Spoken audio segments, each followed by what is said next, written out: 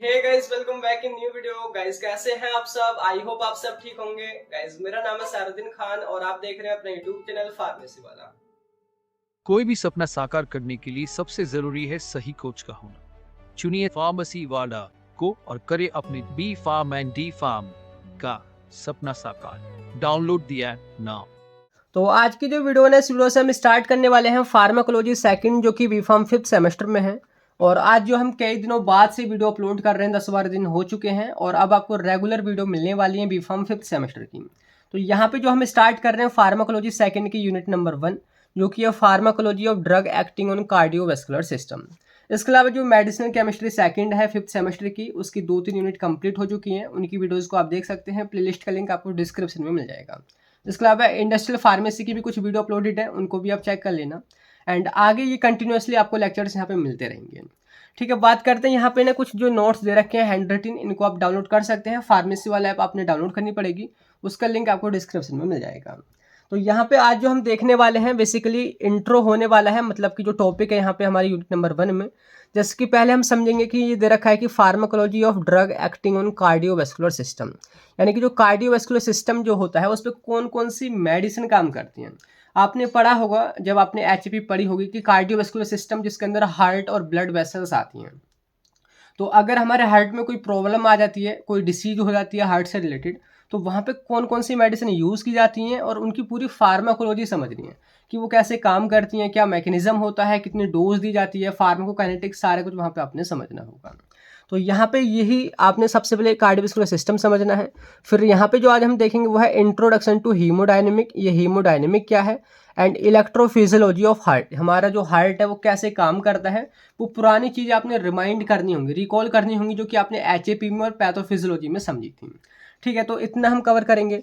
Next जो video होगी ना उसमें देखिए यहाँ पे कुछ चैप्टर्स दे रखे हैं, जैसे कि drugs used in congestive heart failure. CHF एक बीमारी है या बोल तो हार्ट की एक प्रॉब्लम है, तो उसमें कौन कौन सी मेडिसिन यूज़ होती हैं उस पर एक सेपरेट वीडियो बनेगी। ऐसे ही एंटी हाइपरटेंसिव जो ड्रग है उस पर एक सेपरेट वीडियो बनेगी। और जो बाकी हैं जैसे कि एंटी एंजाइनल, एंटी अरिथमिक, इन पर भी यहाँ पे सेपरेट सेपरेट लेक्चर्स अपलोड होंगे और एकदम डिटेल में सारा कुछ आपको क्लियर होगा। मतलब कि 4-5 वीडियो में ये जो वो यूनिट नंबर 1 है आपकी कंप्लीट हो जाएगी। क्लियर हो गया। बाकी अभी जो हम देख रहे हैं यहाँ पे हीमोडायनेमिक एंड इलेक्ट्रोफिजियोलॉजी, ये एक इंट्रो है। यहाँ पे क्वेश्चन बहुत ही कम बनते हैं, फिर भी मैं आपको यहाँ पे प्रीवियस क्वेश्चन पेपर में दिखा देता हूँ कि क्वेश्चन पेपर में कैसे पूछा गया है। तो यहाँ पे ना एक बार 10 मार्क्स में पूछा गया था कि explain in detail haemodynamic and electrophysiology of heart. तो यहाँ पे 10 मार्क्स में यहाँ पे बन जाता है। तो ये समझो कि ये क्वेश्चन ही हम यहाँ पे आज सॉल्व करने वाले हैं। ठीक है, तो समझते हैं बहुत ही सिंपल तरीके से। तो यहाँ पे लिखा है यूनिट नंबर 1 यानी कि pharmacology of drug acting on CBS यानी कि कार्डियोवैस्कुलर सिस्टम। तो देखिए पुरानी चीज़ें ही हैं जो आप पढ़ चुके हैं एचएपी में, पैथोफिजियोलॉजी में, वही आपने रिकॉल करनी है और आप जो है अपनी पेन कॉपी निकाल सकते हैं और समझ सकते हैं साथ के साथ। तो यहाँ पे देखिए समझते हैं कार्डियोवैस्कुलर सिस्टम। वैसे तो आपने पढ़ा ही होगा कई सारे सिस्टम हमारी बॉडी में होते हैं, अब हम इसके नेम से ही समझते हैं कि ये क्या कहता है। तो हम वर्ड को ब्रेक करें, कार्डियो प्लस वेस्कुलर। कार्डियो कहने का मतलब होता है हार्ट, जैसे कि आपने कार्डियोलॉजिस्ट सुने होंगे, यानी कि हार्ट के स्पेशलिस्ट होते हैं डॉक्टर। तो कार्डियो जो वर्ड है वो है हार्ट, एंड वेस्कुलर का मतलब होता है ब्लड वेसल्स, यानी कि हमारी बॉडी का एक ऐसा सिस्टम जिसमें हार्ट आता है, ब्लड वेसल्स आती हैं, और हार्ट हमारा कैसे ब्लड को पंप करता है वो सारी चीज़ें हम समझते हैं। तो वही जो है कार्डियोवैस्कुलर सिस्टम कहा जाता है। इसको हम सर्कुलेटरी सिस्टम भी बोलते हैं, क्योंकि ये जो है ऑक्सीजन, न्यूट्रिएंट्स और ड्रग वगैरह या और भी कई सारे फ्लूइड वगैरह ये हमारी सेल्स तक ये जो है सप्लाई करता है या तो सर्कुलेट कराता है। किसकी मदद से? ब्लड की मदद से। तो सिंपल आपने क्या लिखना है यहाँ पे, cardiovascular system is the system of our body that includes blood vessels and heart. तो यहाँ पे इस टाइप से आप डेफिनेशन इसकी समझ सकते हैं। ठीक है, and blood pumped by heart and deliver oxygen, nutrients, hormones, drug to the cells and organ of body. जो ब्लड होता है उसकी मदद से सारी चीज़ें सप्लाई की जाती हैं, ऑक्सीजन सेल्स तक पहुंचाई जाती है, न्यूट्रिएंट्स भी वहीं उसकी मदद से ही पहुंचाए जाते हैं। कोई ड्रग जो हम लेते हैं वो जो है डिज़ोल्व होने के बाद, सोल्यूबल होने के बाद ब्लड में ही एब्जॉर्ब होती है, तब वो जो है सेल्स तक पहुंचती है। ऐसे ही हॉर्मोन्स वगैरह जो रिलीज होते हैं वो भी कई सारे हार्मोन इसी मतलब कि ब्लड की मदद से ही सप्लाई किए जाते हैं। क्लियर हो गया। तो ये हो गया आपका कार्डियोवैस्कुलर सिस्टम। अब हम समझने वाले हैं एज ए फार्मेसी स्टूडेंट, यहाँ पे जो दे रखा है, पहले ये जो सारी चीज़ थी कार्डियोवैस्कुलर सिस्टम में, हार्ट की एनाटॉमी, फिजियोलॉजी वगैरह, वो कैसे काम करता है, ये हम एचपी में अच्छे खास हमने पढ़ा था। इसके अलावा कुछ जो डिसीज होती थी हार्ट में वो हमने पैथोफिजियोलॉजी में समझी थी। अब यहाँ पे जो चीज़ एक्स्ट्रा ऐड की गई है ना, वो है फार्माकोलॉजी ऑफ ड्रग, यानी कि यहाँ पे हम उन ड्रग की स्टडी करेंगे जो कि हार्ट की डिसीज़ को ठीक करने में यूज़ की जाती हैं। तो सिंपली मैंने यहाँ पे वही हाईलाइट कर रखा है कि here we are going to study the pharmacology, यानी कि action and mechanism of drug which are used to treat heart disease. जिसके हार्ट से रिलेटेड कौन कौन सी डिसीज होती हैं, जैसे कि हार्ट अटैक आ जाना, हार्ट का फेल हो जाना, है ना, बीपी का हाई हो जाना जो कि ब्लड वेसल से रिलेटेड ही होता है। इसके अलावा एंजाइना, यानी कि चेस्ट में पेन होना, अभी आप इन सभी टर्म को समझोगे। और कई बार हार्ट बीट का बहुत फास्ट हो जाना या बहुत स्लो हो जाना, जिसको हम अरिथमिया बोलते हैं। तो उन सभी डिसीज़ को हम यहाँ पे समझने वाले हैं और उन पर कौन कौन सी मेडिसिन काम करेंगी और वो कैसे काम करेंगे, यानी कि एक्चुअली में फार्माकोलॉजी यहाँ पे हम समझने वाले हैं।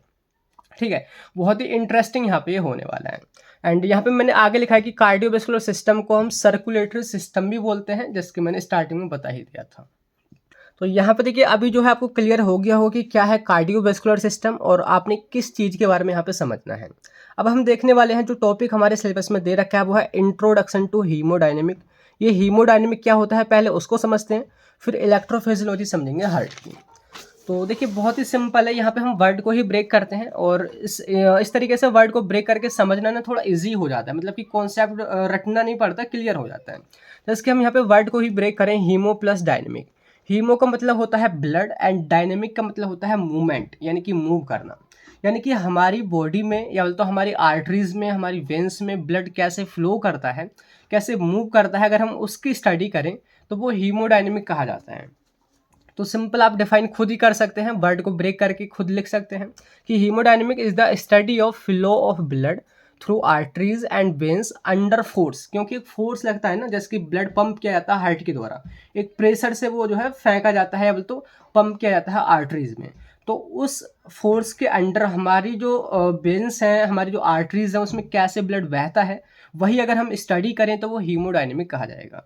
तो हीमोडायनेमिक के अंदर ना देखिए कुछ एलिमेंट्स हैं जो कि हमने पढ़ने होते हैं, अभी आपको क्लियर हो जाए। जैसे कि अगर हम हार्ट रेट का पता करें कि हमारा जो हार्ट है वो पर मिनट कितनी बीट वो कर रहा है या तो कितने फास्ट वो बीट कर पा रहा है, तो अगर हम उसको मेज़र करें तो वो भी हीमोडायनेमिक के अंदर आएगा। हम अक्सर ब्लड प्रेशर अपना मेज़र करते रहते हैं, अगर हमारा बीपी है नॉर्मल है तो ठीक है, बढ़ जाता है तो हमें पता चलता है कि कुछ प्रॉब्लम है, या घट जाता है तब प्रॉब्लम है, तो वो भी ना हीमोडायनेमिक ही कहा जाता है। मतलब कि हमारा ब्लड कैसे बह रहा है, कितने प्रेशर से बह रहा है, ये जो हम समझ रहे हैं तो ये भी हीमोडायनेमिक के अंदर ही आ रहा है। ऐसे अगर हम स्ट्रोक वॉल्यूम पता करें, स्ट्रोक वॉल्यूम कहने का मतलब है, जैसे अभी हम वैसे तो समझेंगे ही, अगर मैं आपको बोलूं कि एक बीट में कितना ब्लड पंप कर रहा है हमारा हार्ट, तो वो जो है स्ट्रोक वॉल्यूम होगा। अगर हम उसको समझें, उसके वॉल्यूम को मेज़र करें, तो वो भी हीमोडायनेमिक के अंदर ही आएगा।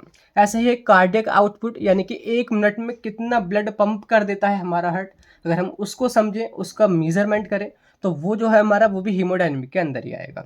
ऐसे ही सिस्टमिक वेस्कुलर रेजिस्टेंस की जो हमारी ब्लड वेसल्स हैं, उसमें ब्लड के फ्लो होने में कितना रेजिस्टेंस वो क्रिएट कर रही हैं, अगर हम उसको समझें तो वो भी हमारा हीमोडायनेमिक के अंदर आएगा। अगर आपको अब क्लियर हुआ हो तो हम ऐसे बोल सकते हैं कि हीमोडायनेमिक मतलब कि उस इसके अंदर हम इन सारी चीज़ों की स्टडी करते हैं।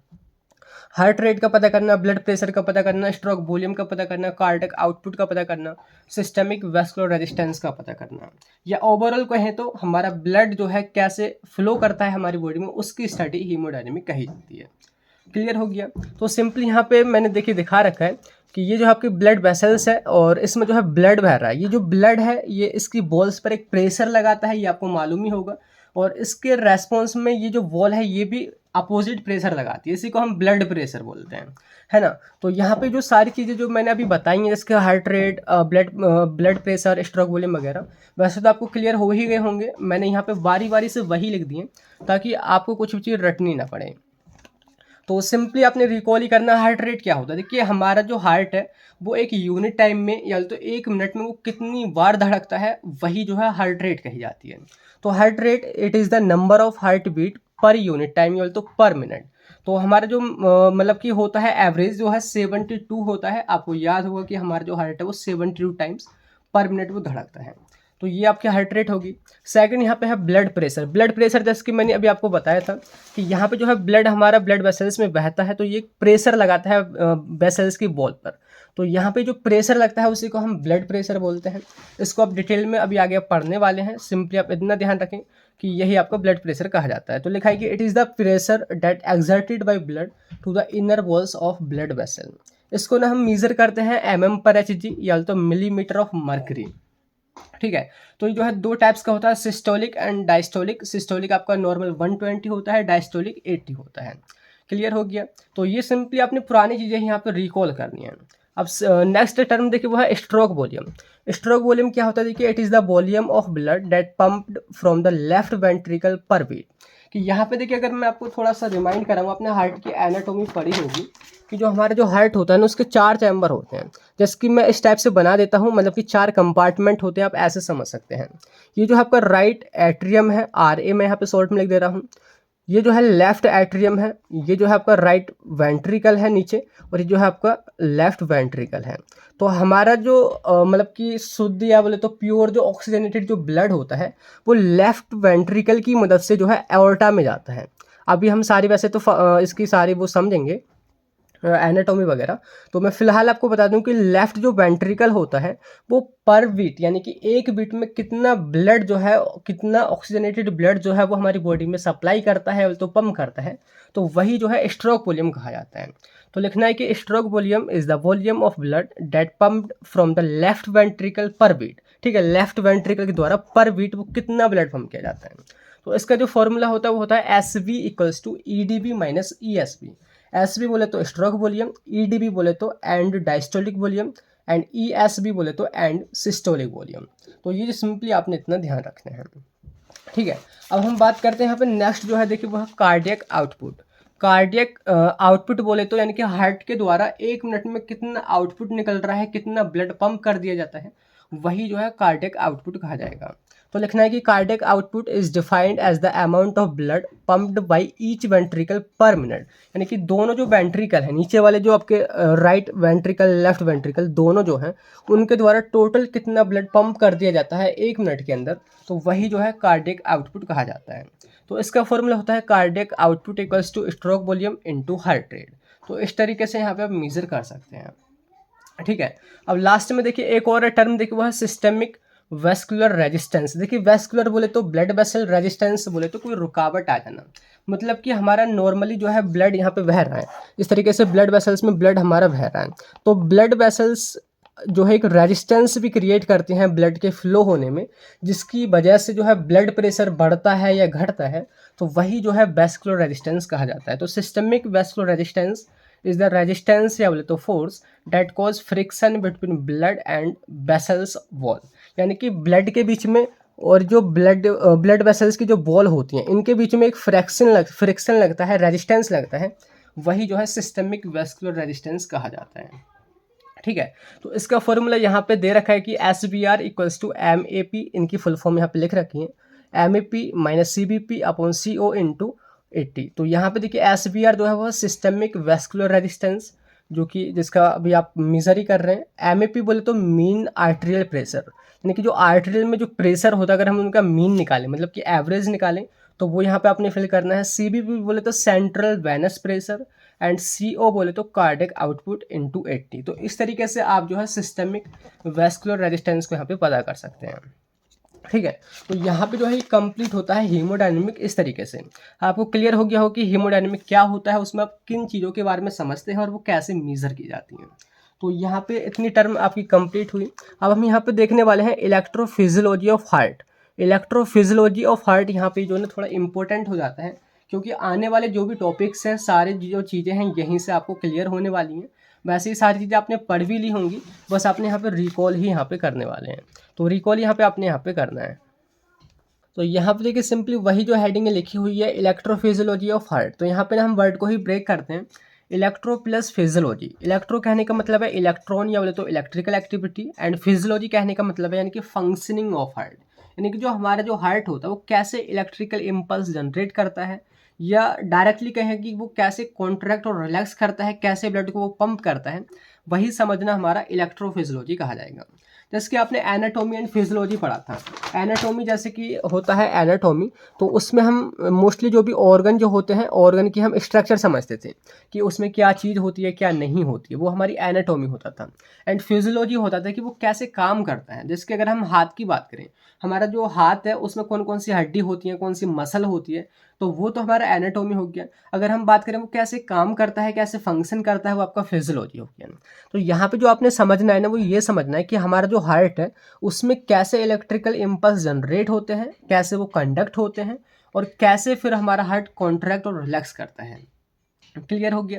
तो ये चीज़ें वैसे भी आपने एचएपी में पढ़ी थी, लेकिन यहाँ पे हम प्रॉपर समझेंगे ताकि कॉन्सेप्ट आपको क्लियर रहे, क्योंकि आप इन्हीं सारे कॉन्सेप्ट को जो है वहाँ पे फार्माकोलॉजी में, मतलब कि उनकी जब ड्रग की फार्माकोलॉजी पढ़ोगे तब समझने, तब आपको वहाँ पे ज़रूरत पड़ेगी।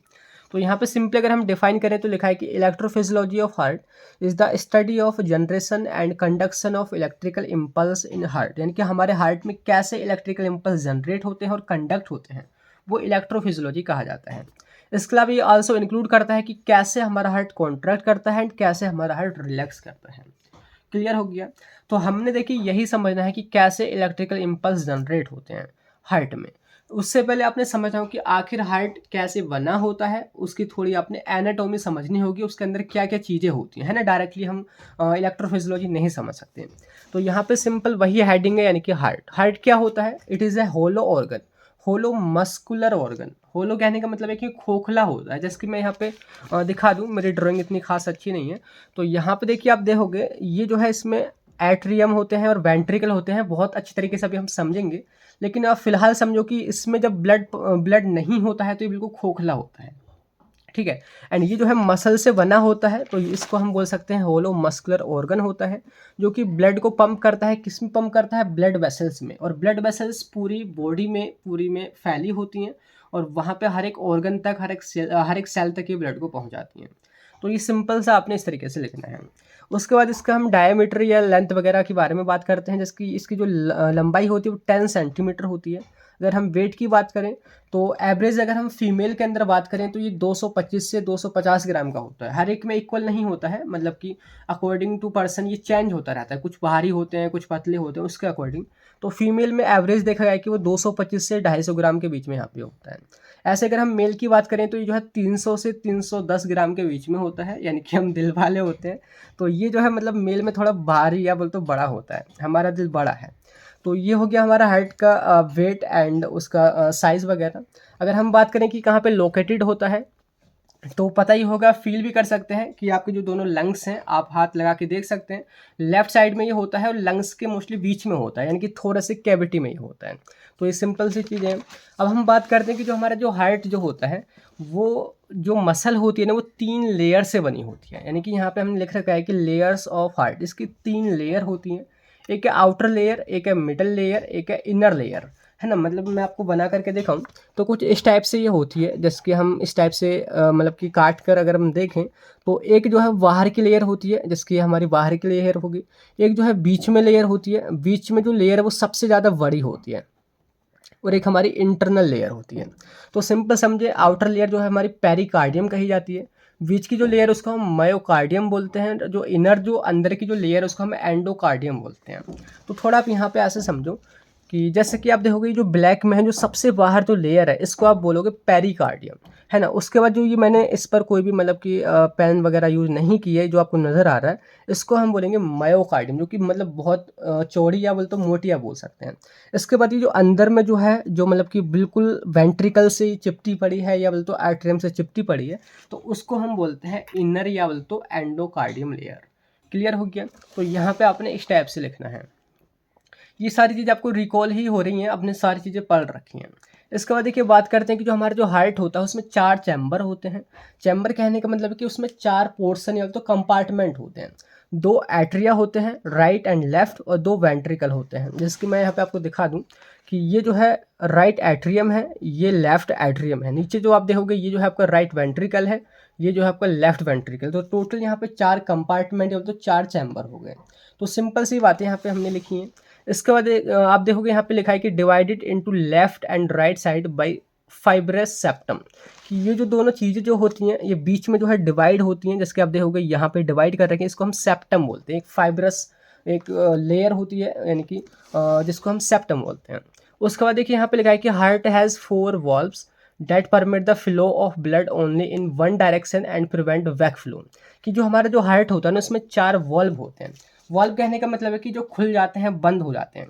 जैसे कि ट्राइकस्पिड वॉल्व होता है, एक हमारा मिट्रल वॉल्व होता है, एक हमारा पल्मोनरी वॉल्व होता है, एक हमारा एओर्टिक वॉल्व होता है। ठीक है, तो सबसे पहले देखिए हम बात करते हैं यहाँ पे जो हमारा पहला वॉल्व है वो है टीबी। टीबी बोले तो ट्राई कस्पिड वॉल्व। तो ये जो है हमारा राइट एट्रियम और राइट वेंट्रिकल के बीच में होता है। मतलब कि जैसे कि हमारे यहाँ पे ब्लड आता है तो जब ये फुल हो जाता है तो नीचे ये जो है हमारा एक, मतलब कि आप बोल सकते हैं दरवाज़ा टाइप है, एक वॉल्व है जो कि खुल जाता है और ये जो है सारा ब्लड हमारा नीचे आ जाता है। तो पहला हमारा वॉल्व हो गया टीबी यानी कि ट्राइकस्पिड वॉल्व। उसके बाद देखिए सेकंड जो हमारा वॉल्व आप देखोगे वो है लेफ्ट एट्रियम और लेफ्ट वेंट्रिकल के बीच में। इसको हम एमबी बोलते हैं, इसको हम मिट्रल वॉल्व बोलते हैं। ठीक है, तो ये भी इस टाइप से ही खुलता और बंद होता है। ठीक है, उसके बाद देखिए आप देखोगे यहाँ पे हमारा एक पल्मोनरी वॉल्व है, एक हमारा एओर्टिक वॉल्व है। पल्मोनरी वॉल्व आप देखोगे यहाँ पर है पीबी। अभी ना थोड़ी हम जब ये समझेंगे कि कैसे हमारा ब्लड फ्लो होता है तब आपको और बेटर क्लियर होगा। अब आप सिंपली समझ लो कि यहाँ पे 4 वॉल्व होते हैं। एक हमारा पीबी यानी कि पल्मोनरी वॉल्व जो कि पल्मोनरी आर्टरी और यहाँ पे राइट वेंट्रिकल इसके बीच में होता है। एक और हमारा वो है एओर्टिक वॉल्व जो कि लेफ्ट वेंट्रिकल और एओर्टा जो हमारी सबसे बड़ी यहाँ पे मतलब कि ब्लड कैरी करने वाली एक वेसल्स होती है उसके बीच में होता है। तो टोटल हमारे 4 वॉल्व होते हैं हार्ट में। उसके बाद आप देखोगे, देखिए the inferior and superior vena cava brings deoxygenated blood from body to the right atrium. यहाँ पे देखिए मैंने ना 2 कलर दे रखे हैं हार्ट को, एक है रेड एंड एक है ब्लू। जहाँ जहाँ आपको ब्लू नज़र आ रहा है ना वहाँ पे हमारा डीऑक्सीजनेटेड ब्लड है, मतलब कि उस ब्लड के अंदर कार्बन डाइऑक्साइड ज़्यादा है, ऑक्सीजन बहुत कम है। और जो रेड जहाँ पे नज़र आ रहा है यानी कि यहाँ पे हमारा प्योर ब्लड है, यहाँ पे हमारा ऑक्सीजनेटेड ब्लड है। तो सिंपल आप देखोगे यहाँ पे जो है एक है इन्फीरियर वेना केवा और एक है सुपेरियर वेना केवा। सुपेरियर कहने का मतलब है कि जो ऊपर से आती है, जैसे कि हमारे ब्रेन का सारा जो ब्लड है वो इसकी मदद से आता है, हमारे माउथ का सारा ब्लड इसकी मदद से आता है। और इन्फीरियर कहने का मतलब है कि जो नीचे से जाती है, नीचे से ब्लड को लेकर जाती है, जैसे कि हमारा पैरों का सारा ब्लड हो गया, हमारा हाथों का सारा ब्लड हो गया, तो वो इन्फीरियर वेना केवा से ही जाता है। ठीक है, तो यहाँ पे जो हमारी इन्फीरियर और सुपेरियर जो वेना केवा जो होती है वो हमारी डीऑक्सीजनेटेड ब्लड लाती हैं और कहाँ लाती हैं, राइट एट्रियम में लाती हैं। ठीक है, तो यही सिंपल बात मैंने यहाँ पे लिख रखी है।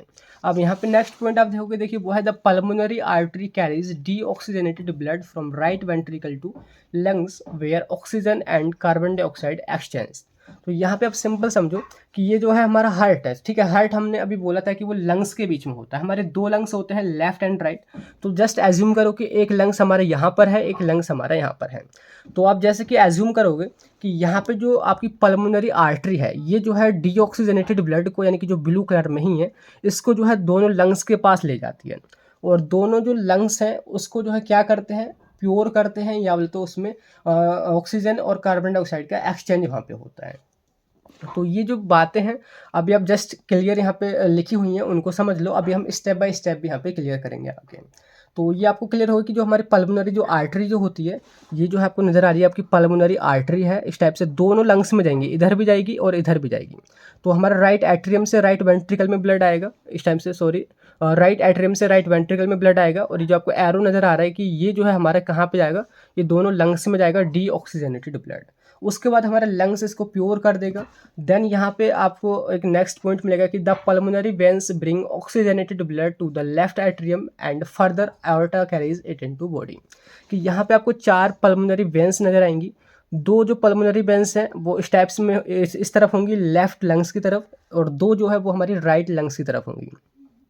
तो चारों जो वेन्स है वो हमारे प्योर ब्लड को जो है कहाँ पर लेकर के आएंगे। देखिए ये जो है आप देखोगे ये यहाँ पर खुल रही है, ये वाली यहाँ खुल रही है, ये यहाँ पर, ये यहाँ पर। तो लेफ्ट आर्टरियम में हमारा प्योर ब्लड आएगा, फिर वही जो ब्लड है हमारा लेफ्ट वेंट्रिकल में जाएगा और लेफ्ट वेंट्रिकल के बाद में ये जो है सीधा एओर्टा की मदद से पूरी बॉडी में सप्लाई हो जाएगा।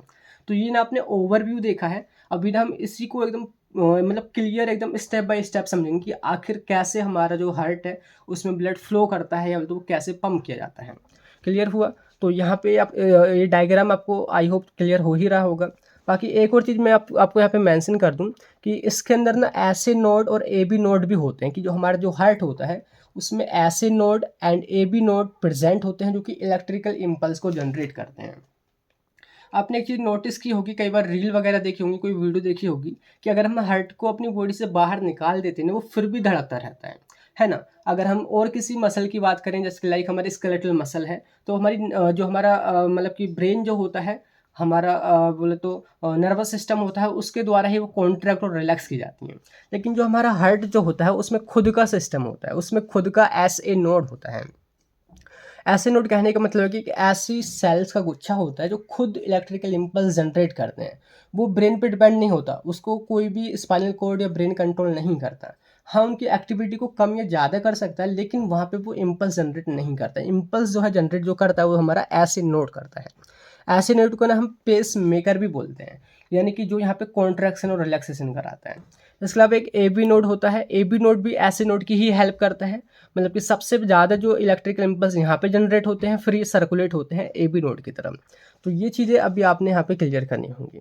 बाकी यहाँ पे जो TB PB AB MB जो लिखा है, उनका मतलब यहाँ पे लिख रखा है हमने कि TB का मतलब यहाँ पे ट्राइकस्पिड वॉल्व है, PB का पल्मोनरी वॉल्व है, MB का मतलब मिट्रल वॉल्व और AB का मतलब एओर्टा वॉल्व है। तो यहाँ पे थोड़ी सी आपको एनाटॉमी क्लियर हुई। अब हम यहाँ ना इसकी थोड़ी फिजियोलॉजी समझते हैं कि आखिर कैसे ब्लड पंप किया जाता है हमारे हार्ट की मदद से। तो यहाँ पे देखिए लिख रखा है कि flow of blood to the heart, कि कैसे ब्लड फ्लो होता है हार्ट से। तो हमने स्टेप 1 से स्टार्ट करते हैं। जैसे कि यहाँ पे है हमारी step number 1, step number 2 3 4 step से घूमती आ रही है। तो यहाँ पे आप देखोगे मैंने ग्रीन कलर में जो शो कर रखा है, देखिए वो है सुपेरियर वेना केवा और coronary sinus and inferior vena cava. अभी आपने दो चीज़ें तो देखी होंगी। यहाँ पे हमारा इन्फेरियर वेना केवा जो कि नीचे से ब्लड को ले जाता है, डीऑक्सीजनेटेड ब्लड को, और सुपेरियर वेना केवा जो कि ऊपर से डीऑक्सीजनेटेड ब्लड को लाता है।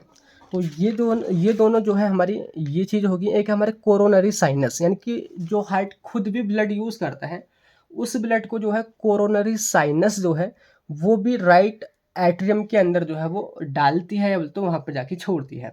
तो तीन चीज़ होगी, सुपेरियर वेना केवा, coronary sinus and inferior vena cava. तो ये जो है सबसे पहले कैरी करती हैं ब्लड को और ये पहुँचा देती हैं राइट एट्रियम में। तो सबसे पहले आप देखोगे इन्फीरियर वेना केवा और सुपेरियर वेना केवा, तो ये जो है सबसे पहले ब्लड लेकर आएंगे राइट एट्रियम में। यहाँ पे जो हमारा ब्लड है वो कैसा होगा, डीऑक्सीजनेटेड होगा। आप ऐसे एज्यूम करें यहाँ पे ब्लू कलर है, यानी कि यहाँ पे हमारा डीऑक्सीजनेटेड ब्लड है। क्लियर हो गया। उसके बाद देखिए सेकंड स्टेप आएगी। तो सेकंड स्टेप में देखिए आप बीच में देखोगे यहाँ पे ट्राइकस्पिड वॉल्व लिखा है, यानी कि ट्राइकस्पिड वॉल्व की मदद से वही जो ब्लड है वो राइट वेंट्रिकल में जाता है। अब ट्राइकस्पिड वॉल्व आप इन दोनों के बीच में देखोगे, यहाँ पे TB जो है ये जो है ट्राइकस्पिड वॉल्व है, यानी कि जैसे यहाँ पे ब्लड फुल हो जाएगा तो ये जो है ऐसे नोड की मदद से यहाँ पे इम्पल्स जनरेट होगा, तो ये नीचे को वॉल्व खुल जाएगा और यही जो ब्लड है आपका राइट वेंट्रिकल में फिल हो जाएगा और ये राइट वेंट्रिकल आपको यहाँ पे फुल हो जाएगा। तो सबसे पहले ब्लड हमारा सुपेरियर वेना केवा और इन्फीरियर वेना केवा की मदद से राइट एट्रियम में आया, फिर वो जो है ट्राइकस्पिड वॉल्व की मदद से जो है राइट वेंट्रिकल में गया। तो ये जो है इसकी सेकंड स्टेप होगी। तो यहाँ पे सिंपल वही लिख रखा है कि राइट एट्रियम से ब्लड जाता है राइट वेंट्रिकल में।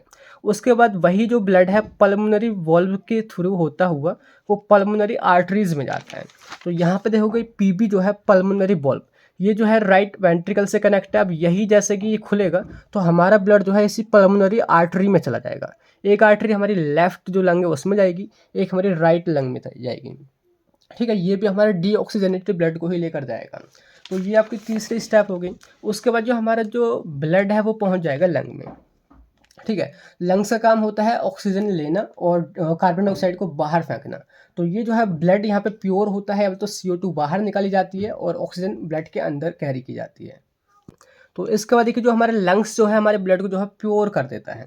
जैसे कि आप देखोगे यहाँ पे मैंने ब्लू पेन का यूज़ किया है, यानी कि हमारा डीऑक्सीजनेटेड ब्लड था। अब लंग्स में जाने के बाद वो रेड कलर में मैंने लिख दिया है, यानी कि वो जो है ऑक्सीजनेटेड हो गया है। तो उसके बाद देखिए लंग्स से जो है हमारी पल्मोनरी वेंस जुड़ी होती हैं। आप देखोगे यहाँ पे 4 वेंस हैं, ये जो है लेफ्ट जो लंग्स है उससे जुड़ी हुई हैं 2, 1 2, और 2 हमारी राइट जो लंग्स हैं उससे जुड़ी हुई हैं। तो दोनों यानी कि चारों जो हमारी ये जो वेंस हो गई पल्मोनरी वेंस, ये जो है ऑक्सीजनेटेड ब्लड को लाती हैं। और कहाँ पे लाती हैं, आप देखोगे इसका जो मतलब कि एंड वो यहाँ पर है, इसका यहाँ पर है, इन दोनों का यहाँ पर, यानी कि लेफ्ट एट्रियम में हमारा जो है ब्लड आता है सबसे पहले प्योर ब्लड, किससे, लंग से। तो वही स्टेप यहाँ पे है कि पल्मोनरी वेंस के थ्रू जो हमारा ऑक्सीजनेटेड ब्लड है वो लेफ्ट एट्रियम में एंट्री करता है। तो ये 6 स्टेप यहाँ पे होते हैं। उसके बाद देखिए बीच में पड़ेगा मिट्रल वाल्व। अब मिट्रल वाल्व जैसे ही ओपन होगा, जो हमारा लेफ्ट एट्रियम है उसका जो ब्लड है वो आपका लेफ्ट वेंट्रिकल में चला जाएगा। आप देखोगे यहाँ पे है मिट्रल वाल्व, जैसे ही लेफ्ट एट्रियम यहाँ पे फुल हो जाएगा तो ये खुलेगा और ब्लड आपका लेफ्ट वेंट्रिकल में चला जाएगा। ठीक है, उसके बाद देखिए फुल हो जाएगा तो ये जो है कॉन्ट्रैक्ट करेगा और हमारा जो ब्लड है वो एओर्टिक वाल्व, आप देखोगे नीचे एक और स्टेप है कि यहाँ पे एओर्टिक वाल्व पड़ेगा और उसकी मदद से जैसे वो ओपन होगा सारा जो ब्लड है वो एओर्टा में चला जाएगा और फिर सारी बॉडी में सर्कुलेट हो जाएगा। तो यहाँ पे आएगा हमारा ब्लड किसके अंदर, लेफ्ट वेंट्रिकल के अंदर, और फिर एओर्टिक वाल्व ओपन होगा, सारा जो ब्लड है हमारा एओर्टा से होता हुआ सारी बॉडी में सप्लाई हो जाएगा। तो ये इसका होगा पूरा मैकेनिज्म कैसे फ्लो करता है। और हमारी बॉडी में छोटी छोटी कुछ कैपिलरीज होती हैं, इस टाइप से मैंने यहाँ पे दिखा रखी हैं, और उनके बीच ही ऑक्सीजन और कार्बन डाइऑक्साइड का एक्सचेंज होता है। मतलब कि जो हमारा ऑक्सीजनेटेड ब्लड है वो जो है वहाँ से ऑक्सीजन ले ली जाती है और वहाँ पे कार्बन डाइऑक्साइड जो है सेल्स के द्वारा छोड़ दी जाती है। तो यहाँ पे नेक्स्ट स्टेप यही दिखा रखी है। और वही जो हमारा डीऑक्सीजनेटेड ब्लड है फिर सुपेरियर वेना केवा, इंफीरियर वेना केवा और कोरोनरी साइनस के द्वारा वापस से राइट एट्रियम में लाया जाता है। फिर वही प्रोसेस ये इस तरीके से सर्कुलेट करती रहती है। क्लियर हो गया। तो यहाँ पे इस टाइप से ये जो है फंक्शनिंग है हमारे हार्ट की, वो कैसे ब्लड को पंप करता है। आपको एक चीज़ जरूर से ध्यान रखना है, अभी तक हमने इलेक्ट्रोफिजियोलॉजी को नहीं समझा है। जो हमारा टॉपिक था इलेक्ट्रोफिजियोलॉजी, अभी हमने उसको बिल्कुल नहीं पढ़ा है। बस हमने ये समझा है कि हार्ट कैसे बना हुआ है, कैसे वो काम करता है, ताकि हमको इलेक्ट्रोफिजियोलॉजी समझने में आसानी हो जाए। क्लियर हुआ। तो यहाँ पे आप सिंपल समझें कि सबसे पहले हमारा ब्लड इन्फीरियर वेना केवा और सुपेरियर वेना केवा से राइट एट्रियम में आता है। फिर जो है जैसे कि एरो शो कर रहा है कि वो राइट वेंट्रिकल में जाता है। राइट वेंट्रिकल से जो है वो फिर पल्मोनरी आर्टरीज में जाता है और आर्टरीज के बाद वो है लंग्स में जाके वो एक्सचेंज होता है, कार्बन डाइऑक्साइड और ऑक्सीजन को एक्सचेंज करता है। देन हमारा जो प्योर ब्लड है, ऑक्सीजनेटेड ब्लड है, वो 4 पल्मोनरी वेंस के द्वारा एंटर करता है लेफ्ट एट्रियम में। फिर ब्लड आता है लेफ्ट वेंट्रिकल में। फिर जो है वो एओर्टिक वाल्व से होता हुआ एओर्टा में जाता है और पूरी बॉडी में वो सर्कुलेट करता है। क्लियर हो गया। तो ये है इसकी पूरी फिजियोलॉजी। अब हम समझते हैं जो हमारा टॉपिक है मेन, वो है एक्शन पोटेंशियल कैसे जनरेट होता है हमारे हार्ट में, या तो इलेक्ट्रिकल इम्पल्स कैसे जनरेट होता है। क्लियर हो गया। तो यहाँ पे देखिए लिखा है कि in heart the middle layer is responsible for impulse generation. मैंने अभी आपको बोला था कि हमारा जो हार्ट जो होता है ना उसमें 3 लेयर होती हैं। एक थी आउटर लेयर पेरिकार्डियम, एक है मिडल लेयर मायोकार्डियम, एक है इनर लेयर एंडोकार्डियम। जो मायोकार्डियम वो सबसे ज़्यादा मोटी होती है और वही रेस्पॉन्सिबल होती है हार्ट को कॉन्ट्रैक्ट कराने में, है ना। तो सबसे पहले वही चीज़ यहाँ पे मैंने लिखी है, क्योंकि इसी जो मसल है उसके अंदर होता है SA node, AV node, His bundle and Purkinje fibre. SA node अभी आपको क्लियर हो गया था, यानी कि जो पेस मेकर होता है, इम्पल्स जनरेट करता है। ए बी नोड यानी कि वो भी उसी की हेल्प करता है। एंड हिल्स बंडल और पुरकिंजे फाइबर क्या होते हैं मैं आपको बता दूं कि यहाँ पे ना कुछ इस टाइप से कुछ फाइबर से होते हैं जो कि मैंने शो नहीं किए वरना बहुत घिचपिच हो जाती, जो कि मतलब ऐसे नोड और ए बी नोड से जो इम्पल्स जनरेट हुआ है उसी को वो कंडक्ट करते हैं, मतलब कि पूरे हार्ट में इस तरीके से फैलाते हैं, जिसके बिजली के तार जो फैले होते हैं ना उसी टाइप से ये जो है यहाँ पे फैलाने का काम करते हैं। ठीक है। तो ये सारी चीज़ें प्रेजेंट किस में होती हैं, मायोकार्डियम जो आपकी लेयर है उसमें प्रेजेंट होती हैं। एंड एक और चीज़ जो मेंशन मैं यहाँ पे करना चाहूँगा कि वो है कि जो हमारी मायोकार्डियम जो सेल है वो मायोजेनिक होती है। मायोजेनिक कहने का क्या मतलब है कि ये जो है खुद ब खुद अपना इम्पल्स जनरेट करती हैं। ये हमारे ब्रेन पे या स्पाइनल कॉर्ड पे या हमारे नर्वस सिस्टम पे डिपेंड नहीं करती। इनके पास खुद का ऐसे नोड है, खुद का ए बी नोड है, मतलब कि खुद का इंजन है, मतलब कि ये खुद अपने आप काम कर लेती हैं, अपने आप ये अपने आप को काउंटर कराती रहती हैं, रिलैक्स कराती रहती हैं। ठीक है, उनको हम मायोजेनिक सेल भी बोलते हैं। तो ये हो गया कि कैसे ये चीज़ें होती हैं। अब हम समझते हैं कि पूरे स्टेप्स कौन कौन से इन्वॉल्व्ड हैं इलेक्ट्रिकल इम्पल्स जनरेट होने में। तो यहाँ पे देखिए 4 स्टेप होती हैं। इम्पल्स सबसे पहले जनरेट होगा और वो जनरेट कैसे होगा वो आपने डिटेल में सही तरह समझना है। उसके बाद जब वो जनरेट हो जाएगा फिर उसको हम कंडक्ट करेंगे, मतलब कि पूरा हार्ट तक पहुँचाएंगे, दोनों वेंट्रिकल में, दोनों आर्टरी में उसको हम पहुँचाएंगे। किसकी मदद से, पुरकिंजे फाइबर की मदद से और हिल्स बंडल की मदद से। उसके बाद है एक्साइटेबिलिटी। एक्साइटेबिलिटी कहने का क्या मतलब है कि जो इम्पल्स जनरेट हुआ है उसके रेस्पॉन्स में जो हमारा हार्ट के वेंट्रिकल और एट्रियम जो है वो कॉन्ट्रैक्ट और रिलैक्स करेंगे। क्लियर हुआ। एंड लास्ट में है रिफ्रैक्टरी पीरियड। रिफ्रैक्टरी बोले तो रिलैक्सिंग पीरियड, कि इस पीरियड में जो हमारा हार्ट थोड़ा रिलैक्स करेगा और ये जो है टाइम इंटरवल होगा एक एक्शन पोटेंशियल और दूसरे एक्शन पोटेंशियल के बीच का। ठीक है, अब हम बारी बारी समझते हैं। सबसे पहले है इम्पल्स जनरेशन, कि इम्पल्स कैसे जनरेट होता है, या बोले तो एक्शन पोटेंशियल कैसे जनरेट होता है। तो यहाँ पे जो मैंने चीज़ें हाईलाइट कर रखी है, पहले मैं उसको मैं पढ़ता हूँ। कि लिखा है कि impulse is generated when charged ions moves between the inside and outside of myocardium cell through ion channel. तो जैसे कि यहाँ पे मायोकार्डियम लेयर होती है, वो मायोकार्डियम सेल से मिलकर बनी होती है। अगर हम सेल की बात करें तो जैसे कि ये हमारी सेल है, जैसे कि मैं आपको दिखा देता हूँ। ये सेल के बाहर का पार्ट है, सेल के अंदर का पार्ट है। तो सेल के बाहर जो है पॉजिटिव चार्ज होता है और सेल के अंदर नेगेटिव चार्ज होता है। ये मतलब नॉर्मल कंडीशन में आप मान लो कि ये ऐसा ही होता है, ठीक है। और ये क्यों होता है? क्योंकि बाहर जो है सोडियम आयंस होते हैं इस टाइप से, जैसे कि सपोज हमारे सोडियम आयंस यहाँ पे 3 मैं आपको दिखा देता हूँ, और अंदर जो है पोटेशियम आयंस होते हैं।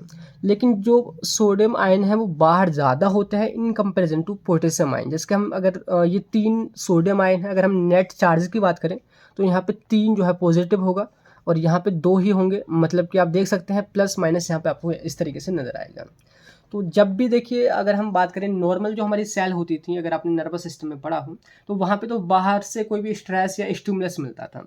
लेकिन अगर हम हार्ट की बात करें तो यहाँ पे ना एस ए नोड होता है। तो एस ए नोड से सबसे पहले एक स्ट्रेस या तो स्टिमुलस मिलता है, और उसकी वजह से होता क्या है कि जो सोडियम जो आयंस हैं वो सेल के अंदर एंटर करते हैं, और यहाँ पे मतलब कि जो पुरानी जो कंडीशन, जो नॉर्मल कंडीशंस थी, उसको ये बिगाड़ देते हैं। यहाँ पे पॉजिटिव चार्ज जो है वो अंदर ज़्यादा हो जाता है और नेगेटिव चार्ज बाहर हो जाता है। तो यहाँ पे सिंपल मैंने क्या बोला है कि इम्पल्स जो जनरेट होते हैं वो तब भी होते हैं जब हमारे आयंस जो है मूव करते हैं सेल के बाहर और सेल के अंदर।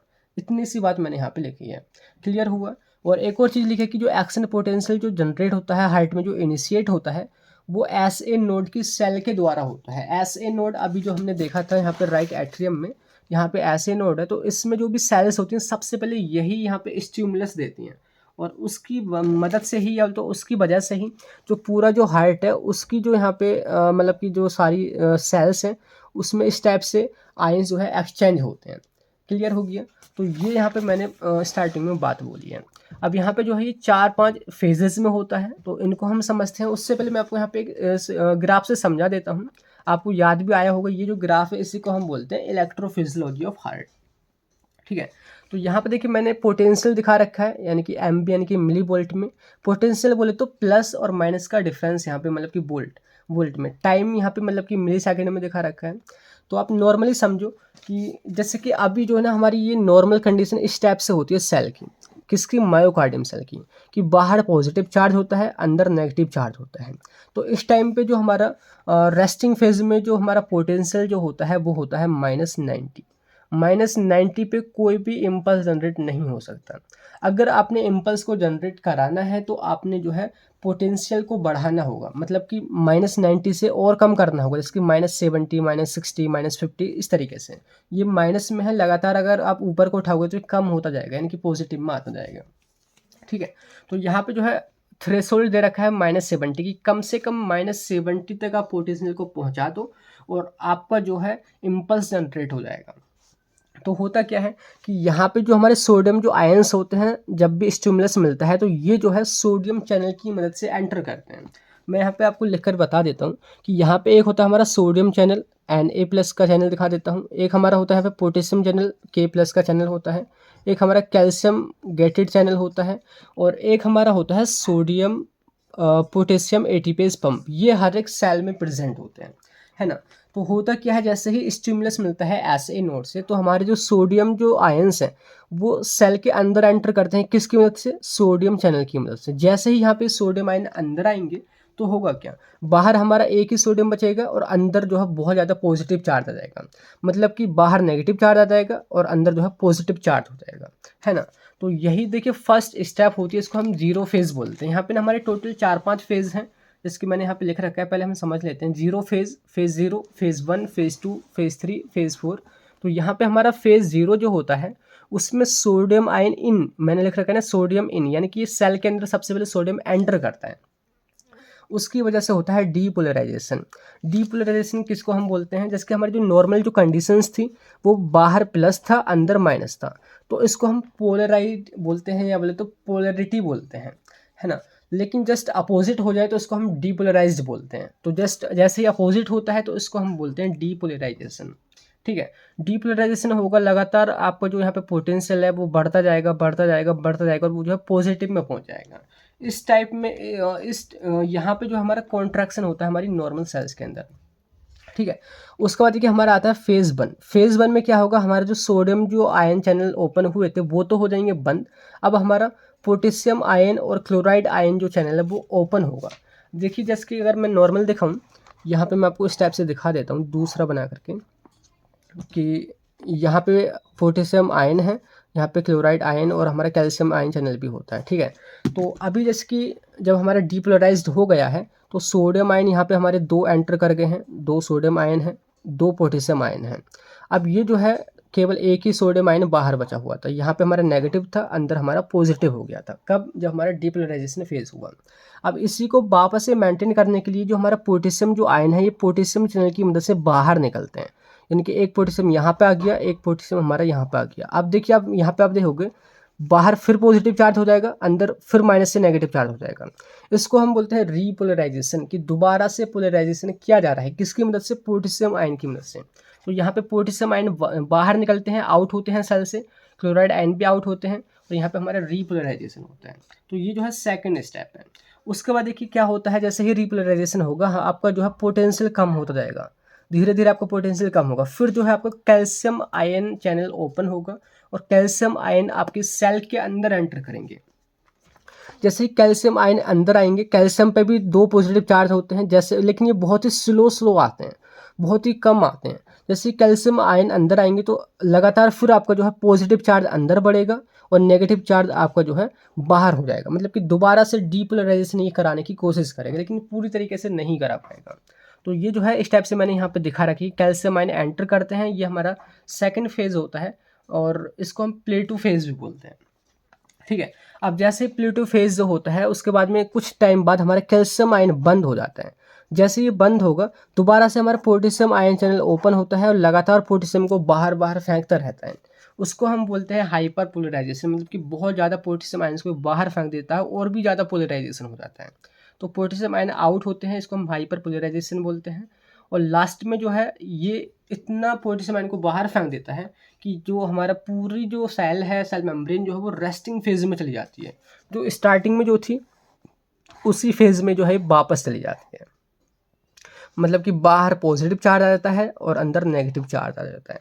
तो ये जो है स्टेप बाय स्टेप इस टाइप से यहाँ पे हमने दिखा रखा है।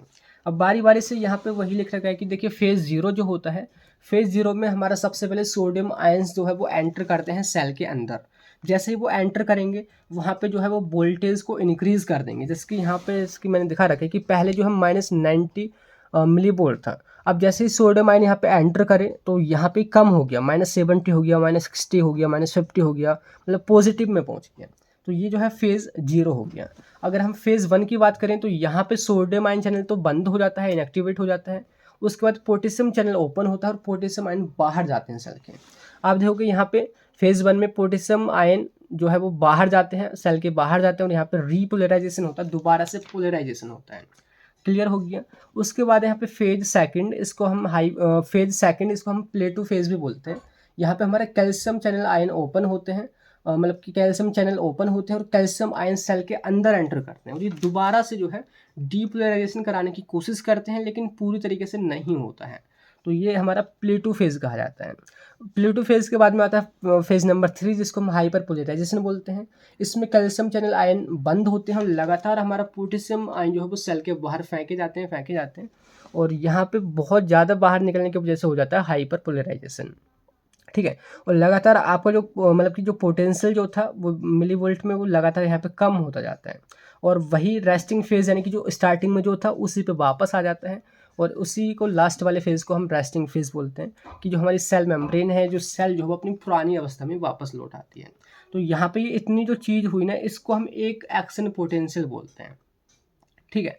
तो ये जो है अभी हमने समझा कि आखिर कैसे इम्पल्स जनरेट होता है, ठीक है। अब दूसरी जो स्टेप आती है ना वो है कंडक्शन, मतलब कि आपका इम्पल्स जनरेट हो गया, ठीक है। जैसे कि मैं आपको यहाँ पे हाइट में दिखा देता हूँ कि यहाँ पे सबसे पहले है आपका राइट एट्रियम। राइट एट्रियम में जो ऐसे नोड है यहाँ पे आपका इम्पल्स जनरेट हो गया, जो सारी चीज़ें अभी अपने यहाँ पे समझी थी। अब यही जो इम्पल्स जनरेट हुआ है ना ये पहुँचेगा AB नोड के पास। ए बी नोड के पास जाएगा। ए बी नोड से जो है यहाँ पे जो है हमारे पुरकिंजे फाइबर होते हैं और हमारे हिस बंडल होते हैं।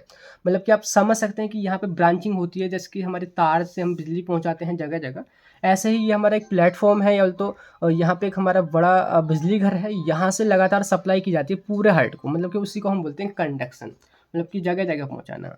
तो यहाँ पे स्टेप में यहाँ पे लिखा हुआ है कि कंडक्शन आफ्टर इम्पल्स जनरेशन, जैसे इम्पल्स जनरेट हो जाता है उसके बाद में जो इम्पल्स जो है वो कंडक्ट किए जाते हैं ए बी नोड की मदद से और हिस बंडल की मदद से और पुरकिंजे फाइबर की मदद से पूरे हार्ट में जो है वो कंडक्ट किए जाते हैं। क्लियर हुआ। एंड थर्ड जो स्टेप वो है एक्साइटेबिलिटी, यानी कि जो हमने कंडक्ट किया है पूरा इम्पल्स, जो भी यहाँ पे स्ट्रेस आया था उस पर जो हमारे वेंट्रिकल्स जो होते हैं, आर्टरियम जो होते हैं वो कॉन्ट्रैक्ट और रिलैक्स करते हैं, मतलब कि एक्साइट हो जाते हैं, वो रेस्पॉन्स करते हैं, उसी को हम बोलते हैं एक्साइटेबिलिटी।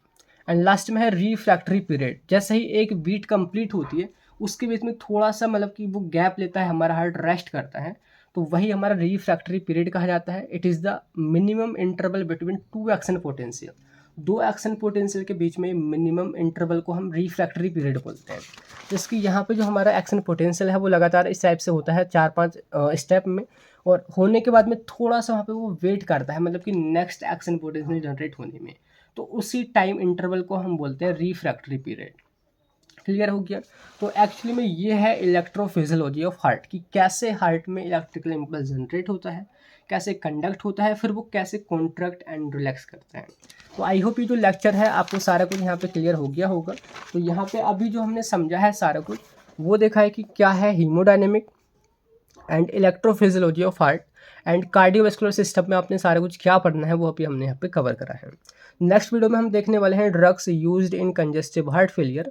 तो मिलते हैं नेक्स्ट उसी वीडियो में, तब तक के लिए bye bye, thank you, have a nice day.